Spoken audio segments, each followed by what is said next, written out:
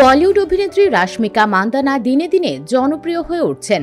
রূপে গুণে অনন্য এই অভিনেত্রী ফিটনেস রহস্য নিয়ে সবার আগ্রহ রয়েছে। তবে সেই রহস্য জানা গেল এবার। তিনি স্বাভাবিক জীবনযাপনের মাধ্যমেই ফিটনেস ধরেই রাখেন।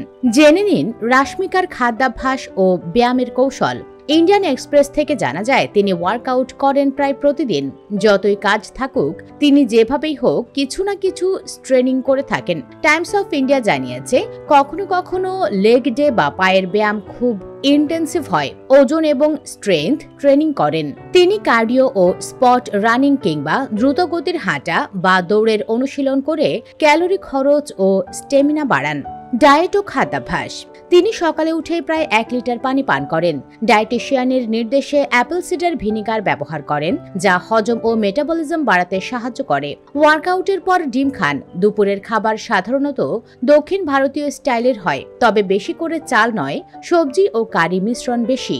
রাতের খাবার হালকা রাখেন, বিশেষ করে যদি বাইরের খাওয়া না হয়।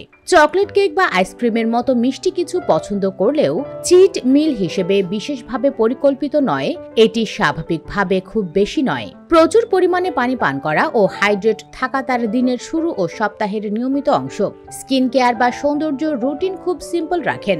মুখ ধোয়া, ময়শ্চারাইজার ও সানস্ক্রিন ব্যবহার। তিনি অনুসরণ করেন 1. নিয়ম মানা। নিয়ম বজায় রাখা, ওয়ার্কআউট ও সঠিক খাদ্যাভ্যাস। 2. সাধারণ ও স্বাস্থ্যকর খাবার, বেশি প্রসেসড বা ভারী খাবার নয়, সবজি, ডিম, হাই প্রোটিন, হালকা খাবার। 3.